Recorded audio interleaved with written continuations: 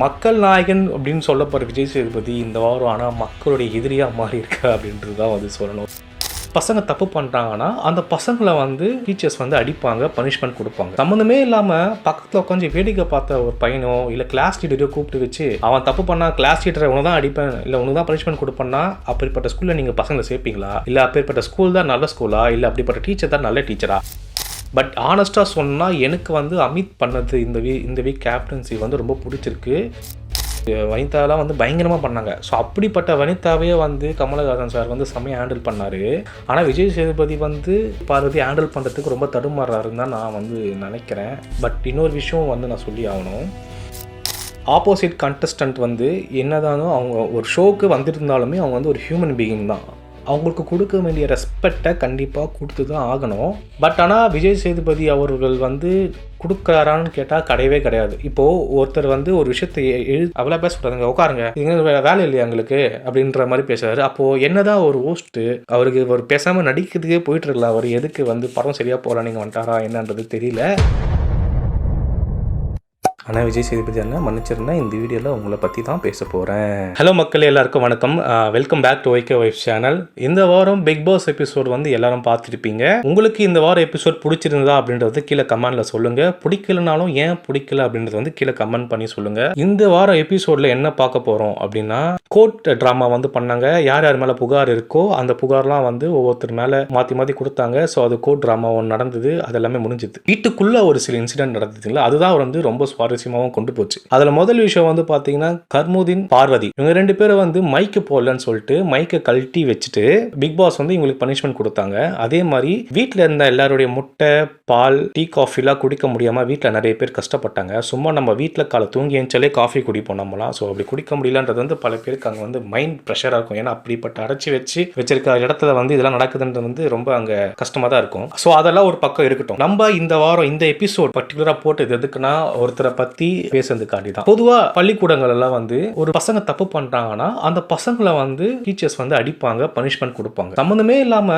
பக்கத்துல உட்காந்து வேடிக்கை பார்த்த ஒரு பையனோ இல்ல கிளாஸ் டீச்சரையோ கூப்பிட்டு வச்சு அவன் தப்பு பண்ணா கிளாஸ் டீச்சரை உனக்கு தான் அடிப்பேன் இல்ல உனக்கு தான் பனிஷ்மெண்ட் கொடுப்பேன்னா அப்படிப்பட்ட ஸ்கூல்ல நீங்க பசங்களை சேர்ப்பீங்களா? இல்ல அப்படிப்பட்ட ஸ்கூல் தான் நல்ல ஸ்கூலா? இல்ல அப்படிப்பட்ட டீச்சர் தான் நல்ல டீச்சரா? அது அப்படி விஷயம் நடந்து உண்மையில தமிழ்நாட்டில் ஒரு விஷயம் நடந்ததுன்னா அது எவ்வளவு பெரிய கொந்தளிப்பை ஏற்படுத்தும். எங்க தப்பு பண்ணவங்க அவங்க ரெண்டு பேர், அவங்கள விட்டுட்டீங்க. லீடர் என்னங்க பண்ணா?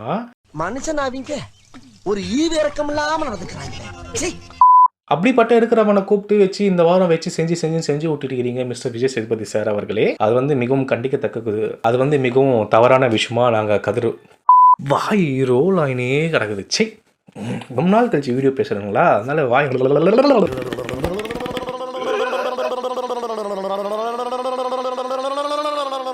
சென்டர் ஃப்ரெஷ் போட்ட மாதிரி உடனே இருக்குது. போ பழகிடும், எனக்கு தெரியும். போ பழகிடும். ஏன்னா ஆரம்பத்தில் ஃப்ளூயண்ட்டாக இருந்தது, கொஞ்ச நாள் அப்படியே போடாமல் வீடியோ போடாமல் விட்டதுனால வாய் அப்படி டக்குன்னு ரோல் ஆகுது. விஜய் மாதிரி வரமாட்டேங்குது. இந்த மாதிரி விஜய் கிடையாது. ஸோ அதனால அப்படி லிட்டாக தான் கொஞ்சம் அட்ஜஸ்ட் பண்ணிக்கோங்க. நம்ம என்ன பேசுறது பேசி விட்டோம், டாபிக் விட்டு அப்பப்போ வெளியே போயிடுவேன். ஸோ இந்த விஷயம் நடக்கவே வந்து மக்கள் எல்லாமே வெளியே வந்து ரொம்ப கொந்தளிச்சாங்க. என்னடா இது, நம்ம வந்து விஜய் பார்வதி அவங்கள தான் வந்து ரோஸ் பண்ணணும்னு நினச்சோம், கர்முதீன் தான் வந்து ரோஸ் பண்ணணும்னு நினச்சோம். இது சம்மந்தமே இல்லாமல் அமித்தை போட்டு பிறந்துட்டு இருக்காரு. நான் செவனே தானா போய்க்கிருந்தேன். யாரு வம்பு தும்புக்காச்சும் போனனா? கௌரவம்னு என் கௌரவத்தையே ஆரம்பிச்சிட்டீங்களா?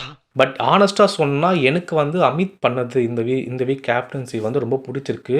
ஏன்னா ஒவ்வொருத்தராக கிட்ட போய் எக்ஸ்பிளைன் பண்ணி ஒரு தலை லீடர்னா வந்து அப்படியே டாமினேட் தான் பண்ணணும் அப்படின்றது வந்து கிடையாது. விஜய் சேதுபதி சார் மாதிரி பொறுமையாகவும் ஃப்ரெண்ட்லியாகவும் எடுத்து சொல்லலாம். அதுதான் வந்து அமித் பார்வோ பண்ணார். ஏன்னா கமுதீன் வந்து நிறைய விஷயத்தில் வந்து ஆரோரா கிட்ட சண்டை போடும் போதும் வந்து இவரு கூட இருந்து அவரோட ஸ்டைலில் தான் சொல்ல முடியும். எல்லாமே வந்து விஜய் சேதுபதி அங்கே வீட்டில் இருக்கிற இப்போ 11 பேருமே 11, 12, 13 பேருமே 13 விஜய் சேதுபதியா அங்கே இருக்க முடியாது. ஒவ்வொருத்தனுக்கும் ஒரு கேரக்டர், அவங்களோட பர்சனாலிட்டிக்கு ஏற்ற மாதிரி அவங்க இருப்பாங்க. ஸோ நான் நினைச்சது நீ ஏன் பண்ணலன்னு சொல்லிட்டு ஒருத்தங்கிட்ட கேட்கறதே பெரிய அஃபென்ஸ் தான். ஸோ அந்த மாதிரி நடந்தது மிகவும் கண்டிக்கத்தக்கக்கூடிய விஷயமா தான் நான் பார்க்குறேன். அண்ட் அதே மாதிரி சம்மந்தப்பட்ட ரெண்டு பேரை கேள்வி கேட்காம எல்லாரையும் கேள்வி கேட்டது வந்து மக்கள் மத்தியில் வந்து ஒரு பெரிய குழப்பத்தை தான் ஏற்படுத்துச்சு அப்படின்னு தான் சொல்லணும். ஏன்னா நிறைய பேர் வந்து ட்விட்டர்லையும் சரி ஃபேஸ்புக்லலாம் வந்து இதுக்கு அகேன்ஸ்டாக தான் வந்து போஸ்ட் போட்டுருந்தாங்க. நிறைய யூடியூபர்ஸும் இதுக்கு அகேன்ஸ்டாக தான் வீடியோ போட்டிருந்தாங்க. ஸோ சண்டே எபிசோட்லையாச்சு மேபி அதை வச்சு அட்ரஸ் பண்ணுவாரா இல்லையான்றது தெரியல. அண்ட் அதே மாதிரி திவ்யாவுக்கு வந்து அங்கே நடந்த விஷயங்கள், கர்முதீன் வந்து திவ்யா வந்து அப்படி பாடி லாங்குவேஜ் பண்ணி பேசினது, அப்படி காக்கா ஆகி போயிடும் அப்படி இப்படின்னு குழந்தைத்தனமாக பண்ணது வந்து ரொம்ப கண்டிக்கத்தக்கூடிய விஷயம் தான். அது வந்து கர்முதீன் வந்து கொஞ்சம் அப்படியே கூப்பிட்டு ஃப்ரை போட்டு எடுத்துருக்கலாம். ஆனால் மைக்கு கழட்டி வச்சுட்டு இப்படி பேசுகிறது வந்து மிகவும் மற்றவங்கள கூப்பிட்டு கேட்கறது வந்து ரம்யா அவங்க ஜெயிலில் இருந்தாங்க. அவங்கள கூப்பிட்டு ரம்யா நீங்களாம் பேச மாட்டீங்களாங்க, போன வாரம் அந்த பேச்சு பேசுனீங்களேங்க அப்படின்னு அவளை கேட்கறது வந்து ரொம்ப தப்பு தான். அந்த பொண்ணு சும்மா ஜெயிலில் உட்காந்துது, அதுவே பாவம் எது கேட்டாலும் அழுதுரும். அந்த பொண்ணு கூப்பிட்டு கேட்கறது ரொம்ப தப்பு. அமித்தை வந்து ஒரு அட்ரஸ் பண்ணியிருக்கலாம், அமித் தப்பு இல்லை. ஆனால் மெயினான ஆள் யாரோ அவரை விட்டுட்டாங்க, சாண்ட்ராவை விட்டுட்டாரு, பெருசாக கேட்கல. பட் கர்முதீனை கேட்டிருக்கணும். விஜய் பார்வதியை வந்து நீங்கள் என்ன சொன்னாலும் அவங்க கேம் ஆடுறதான் செய்வாங்க. ஸ்ட்ராங்காக கேட்கல அப்படின்றது தான் வந்து மக்களோட கருத்தாக இருக்குது இந்த இடத்துல அப்படின்றத பதிவு பண்ணிக்கிறேன் இந்த இடத்துல நான்.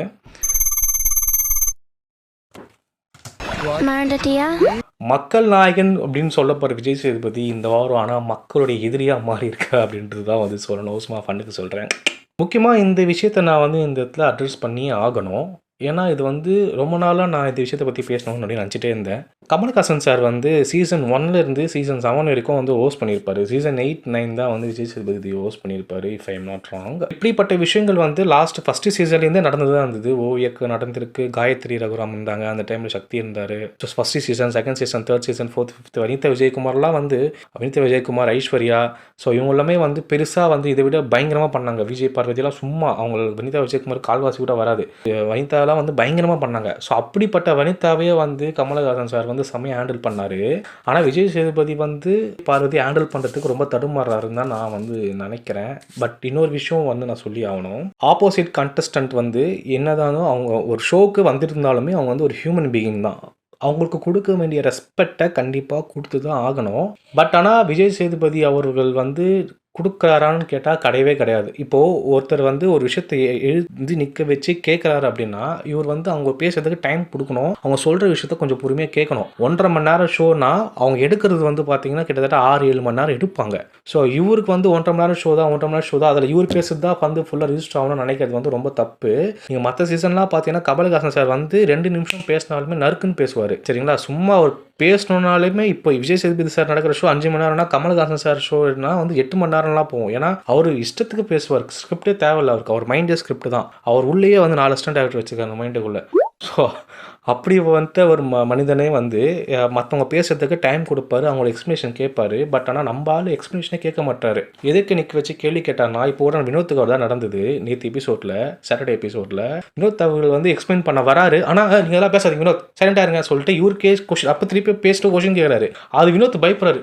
இந்த கொஷின் நம்ம ஆன்சர் பண்ணலாமா வேணாமான்னு வினோத் மைண்டுக்குள்ளே பண்ணால் ஏன் பேசுகிறீங்க, இதை எடுத்து பேசாதீங்கன்னு வரா, இல்லை வந்து பேசலனாலும் திட்டு வர நினச்சினே யோசிச்சு பதில் சொல்லலான்னு வரும்போது வினோத் உங்கள்கிட்ட பதில் இல்லை, நீங்கள் உட்காருங்க அப்படின்றாரு. சார் நான் சொல்ல வரேன் சார், இல்லை நீங்கள் சொல்ல உட்காருங்க அப்படின்றாரு. அதே தான் அமித்துக்கும் நடந்தது. அமித் வந்து கொஸ்டின் கேட்குறாரு, அமித் வந்து எக்ஸ்பிளைன் பண்ண வராரு. எக்ஸ்பிளைன் பண்ணலாம் வரும்போது அனித் நீங்கள் பதில் சொல்ல மாட்டீங்க உட்காருங்கன்றாரு. இன்னொரு வீடியோவில் இன்னும் கொஞ்சம் முன்னாடி பார்த்தீங்கன்னா அமித் வந்து சொல்கிறாரு, பதில் சொல்கிறாரு, நான் பேசும்போது நீங்கள் இப்படிலாம் பேசக்கூடாதுங்க, அப்படிலாம் பேசக்கூடாதுங்க, உட்காருங்க, இது வேலை இல்லையா எங்களுக்கு அப்படின்ற மாதிரி பேசுறாரு. அப்போது என்னதான் ஒரு ஹோஸ்ட்டு நான் ஒரு நிமிஷம் சொன்ன நிப்பாட்டிடணும், ஆர்குமெண்ட்லாம் பண்ணக்கூடாது என்கிட்ட.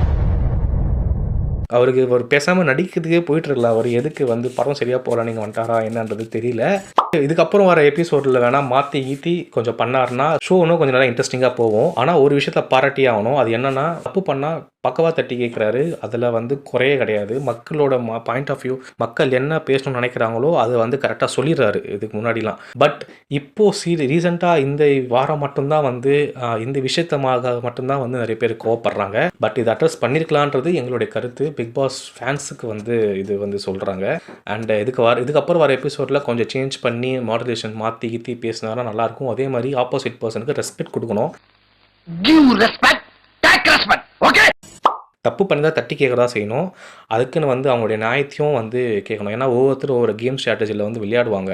ஸோ அதை புரிஞ்சிக்கிட்டு அதுக்கேற்ற மாதிரி ஹேண்டில் பண்ணுன்றது என்னுடைய கருத்தாகவும் இருக்குது, சில பேர் மக்களுடைய கருத்தாகவும் இருக்குன்றதை நம்புகிறேன். அண்ட் சண்டே எபிசோட் பார்த்துட்டு மீதி கதையை வந்து நம்ம டிஸ்கஸ் பண்ணலாம். ஸோ மறக்காமல் சேனலை சப்ஸ்கிரைப் பண்ணி வச்சுக்கோங்க, இந்த வீடியோவை ஷேர் பண்ணுங்கள், கண்டிப்பாக ஒரு வீடியோவை தம்ஸ் அப் ஒரு லைக் கொடுங்க. பிக் பாஸ் 9 ஃபேன்ஸ் வந்து இந்த வீடியோவை லைக் பண்ணி வச்சுக்கோங்க. அண்ட் அடுத்தடுத்த வீடியோ சந்திக்கலாம். Bye from YK.